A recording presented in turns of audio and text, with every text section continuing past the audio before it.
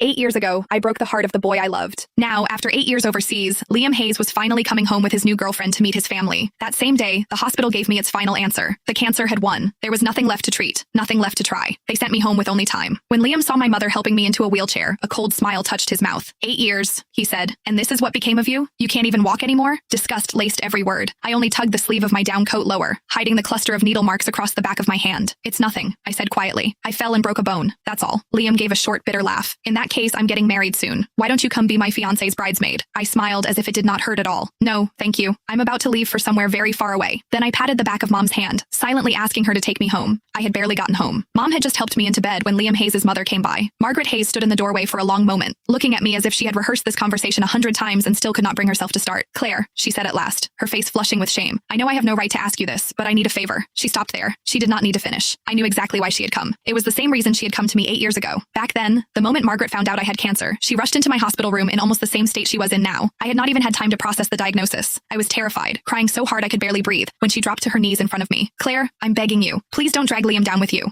He's just been accepted into a program overseas. If he finds out you have cancer, he'll never agree to leave. You and Liam have known each other your whole lives. You've loved each other for so many years. So please, for my sake, let him go. Break up with him. I've arranged everything. I found a boy to help. All you have to do is pretend to kiss him downstairs. Let Liam see it. Make him believe you betrayed him. Then break up with him. That's all. Because of those words, the first thing I did after being diagnosed was not schedule more tests or begin treatment. Instead, I put on the coldest face I could manage, pretended to cheat, forced Liam to hate me, and drove him out of the country without mercy. Sure enough, a second later, Margaret looked at me with guilt in her eyes. Claire, please don't blame me. I had no choice. Liam's girlfriend now was his classmate overseas throughout graduate school and his doctoral program. They're perfect for each other. I really don't want to ruin such a good marriage. You know Liam. He adored you when you were kids. If he finds out the truth about what happened back then, I'm afraid, her voice shook. I'm afraid he'll throw everything away again. So could you stay away from him for a while? You don't have much time left anyway, do you? In your condition, you shouldn't be going out, don't you think? The moment Margaret said those words, my mother grabbed a pack of adult diapers from beside the bed and slammed it down so hard the mattress shook. Seeing that she was about to lose her temper, I quickly tugged at her sleeve and softened my voice. Mom, please. It took several seconds before she managed to hold herself back. Only then did I look back at Margaret. I can promise I won't tell Liam what happened 8 years ago, I said calmly, but I can't promise I won't see him. No, I could not promise that. Because during all 8 years of surgeries, chemo, and hospital ceilings, there had never been a day when I stopped missing Liam. When chemotherapy became too much to bear, I would clutch the old photo of Liam and me until my fingers cramped. Some nights, that picture was the only thing that kept me from giving up. I went through more surgeries than I could count. Some minor, some so dangerous Mom signed the consent forms with shaking hands. More than once, I was rushed into the ICU and almost did not wake up again. Every time Mom stood beside my bed and shouted herself hoarse, Claire, have you forgotten? You said you were going to survive. You said you'd get better, go overseas and explain everything to Liam yourself. You promised me. When you were well enough, you said you'd let me take you to find him. If you die now, you'll never see him again. It was my mother's voice, calling Liam's name again and again, that pulled me back from the edge more times than I could count. In the end, I still lost.